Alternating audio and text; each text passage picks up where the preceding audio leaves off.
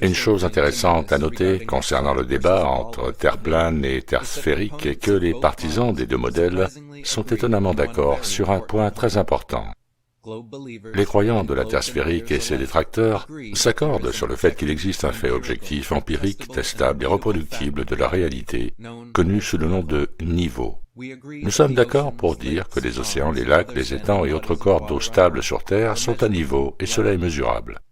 Nous convenons que la physique naturelle de l'eau et d'autres fluides est de trouver et de maintenir son niveau. Nous sommes également d'accord pour dire que les instruments tels que les fils à plomb, les niveaux à bulles, les niveaux laser, les théodolites, les astrolabes et les sextants sont capables de déterminer et de mesurer avec précision ce niveau.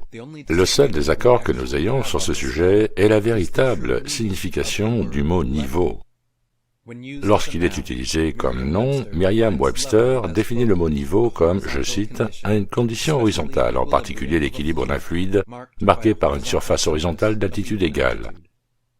Une ligne ou surface qui coupe perpendiculairement toutes les lignes verticales qu'elle rencontre et qui, de ce fait, coïnciderait partout avec une surface d'eau calme, une surface ou une aire de terre pratiquement horizontale. » Cette définition indique clairement que le mot niveau désigne une surface plane, droite et horizontale, perpendiculaire à la verticale.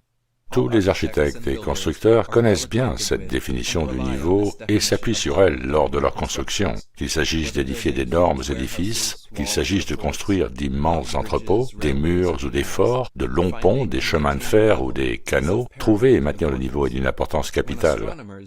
Cependant, lorsque les astronomes utilisent le mot niveau, ils utilisent une définition nettement différente de celle du substantif, décrite ci-dessus. Lorsqu'il est utilisé comme adjectif, les astronomes et Merriam-Webster redéfinissent le niveau en un moyen de se conformer à la courbure des parties liquides de la surface de la Terre. En d'autres termes, cette définition modifiée, destinée à fonctionner sur un globe terrestre, affirme que niveau signifie en fait courbé, ce qui est une absurdité patente et un paradoxe aux proportions pandémiques. Mais les partisans du globe hocheront tous la tête en signe d'accord enthousiaste sur le fait que niveau signifie courbé, à une époque où les définitions de mots aussi évidents que homme et femme sont devenus, d'une manière ou d'une autre, source de discorde et de débat.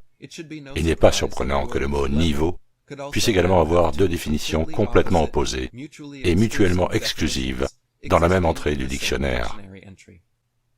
Les théoriciens de l'astronomie peuvent redéfinir tous les mots qu'ils veulent, mais ils ne peuvent pas changer la façon dont nos instruments fonctionnent, ni changer les lois physiques fondamentales.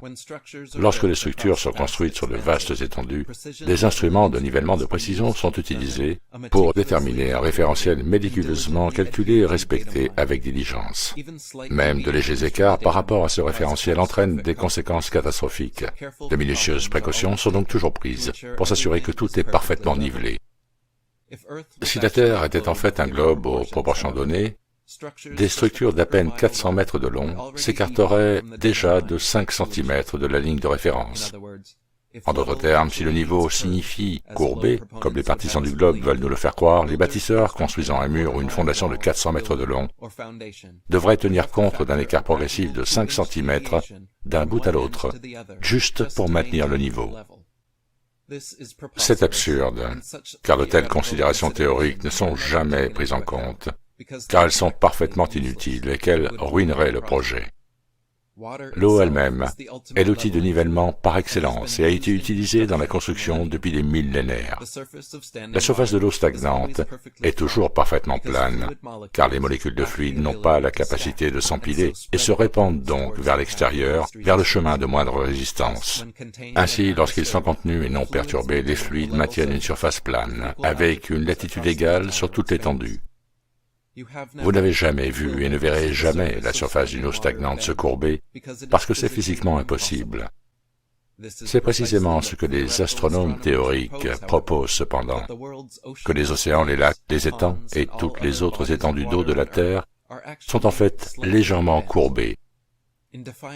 Au mépris des mesures pratiques et des constructions millénaires réussies, ils pensent que toutes les masses d'eau stagnantes se courbent autour d'une boule en rotation et qui ont récemment redéfini le mot « niveau » pour l'adapter à leur absurdité.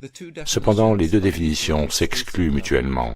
Le niveau est soit une surface horizontale d'altitude égale, ou bien une surface courbe, équidistante d'un point central donné. Il ne peut être les deux simultanément, et une seule définition est pratiquement démontrable. Aucun scientifique sur Terre ne peut faire la démonstration d'une masse d'eau stagnante avec une surface incurvée. Ils ne peuvent pas faire en sorte que l'eau s'enroule et s'accroche autour d'une sphère en rotation, ni ne peuvent expliquer comment un instrument de nivellement est censé tenir compte de la courbure du globe. Les partisans du globe partent de leurs conclusions et tentent de travailler à rebours vers leur postulat préféré, créant ainsi un désordre théorique comme cette débâcle du niveau courbé. C'est comme dire courbé droit. Il y a une bonne raison pour que nous parlions de niveau de la mer et non de courbure de la mer. L'horizon est appelé ainsi parce qu'il est toujours parfaitement horizontal. Comment peut-on avoir une surface horizontale qui se courbe? Comment une ligne droite perpendiculaire à la ligne verticale peut-elle être courbée? Si niveau signifie courbe, alors deux objets à deux altitudes différentes peuvent être considérés comme étant au même niveau tant qu'ils sont équidistants, une sorte de cadre de référence courbé.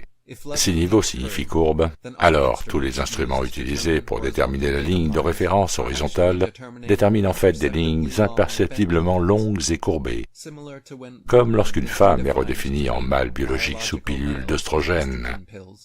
Lorsque le niveau est redéfini, pour signifier courbé ou incurvé, le mot lui-même perd tout son sens. Niveau signifie soit une surface horizontale d'altitude égale, ou une surface courbe d'altitude égale. Il ne peut pas être les deux à la fois.